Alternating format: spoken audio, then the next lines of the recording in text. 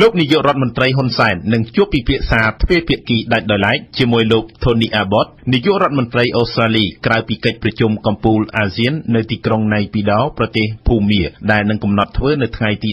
12-13 ខែវិច្ឆិកាខាងមុខជំនួបទ្វេភាគីថ្នាក់ប្រមុខរដ្ឋាភិបាលនៃប្រទេសទាំងពីរត្រូវគេរំពឹងថានឹងពិភាក្សាលើប្រធានបទជនភៀសខ្លួនដែលជាប្រធានរឿងសំខាន់នៃទំនាក់ទំនងរយៈពេលចុងក្រោយរវាងប្រទេសកម្ពុជានិងអូស្ត្រាលីទោះជាយ៉ាងនេះក្តីជំនួបដែលនឹងគ្រោងធ្វើនៅថ្ងៃខាងមុខមិនត្រូវបានបង្ហើបជាផ្លូវការពីក្រុមមន្ត្រីដែលពាក់ព័ន្ធនោះទេលោកកុយគួងអ្នកនាំពាក្យក្រសួងការបរទេសកម្ពុជាថ្លែងប្រាប់វិទ្យុបារាំងអន្តរជាតិ AFE នៅថ្ងៃច័ន្ទនេះថាលោកមិនបានដឹងពីប្រធានបទអ្វីទេដែលនឹងលើកទៅពិភាក្សារវាងប្រមុខរដ្ឋាភិបាលកម្ពុជានិងអូស្ត្រាលីលោកបញ្ជាក់ថាគួរតែរងចាំមើលក្រោយជំនួបថាតើភាគីទាំងពីរពិភាក្សាអំពីរឿងអ្វីកាលពីខែតុលាមុននេះគណៈប្រតិភូមួយក្រុមរបស់រដ្ឋាភិបាលកម្ពុជាបានធ្វើដំណើរទៅកាន់ប្រទេសអូស្ត្រាលីហើយក៏ត្រូវគេគិតថាមន្ត្រីទាំងនោះបានចាប់ផ្ដើមធ្វើការទំនាក់ទំនងនិងសម្ភាសដោយផ្ទាល់ជាមួយនឹងជនភៀសខ្លួនចម្រុះជាតិសាសន៍នៅទីនោះ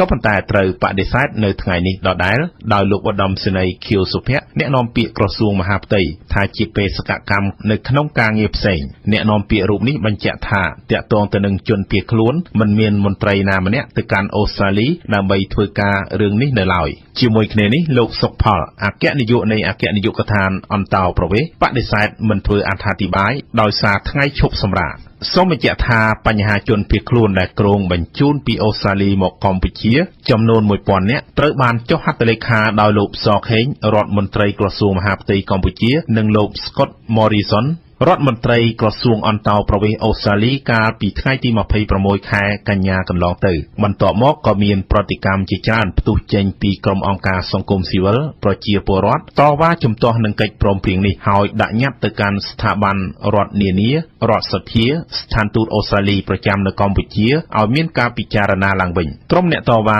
លើកឡើងថាប្រទេសកម្ពុជានៅមានភាពយ៉ាប់យ៉ឺននៅឡើយមិនទាន់សមស្របអាចទទួលយកជនភៀសខ្លួនពីអូស្ត្រាលីបានទេក៏ប៉ុន្តែទាំងលោកនាយករដ្ឋមន្ត្រីហ៊ុនសែនទាំងមន្ត្រីរដ្ឋាភិបាលឯទៀតបានបង្ហាញជំហរថាកម្ពុជាទទួលជនភៀសខ្លួនដោយយោងទៅលើគោលការណ៍មនុស្សធម៌និងការស្ម័គ្រចិត្តតែប៉ុណ្ណោះ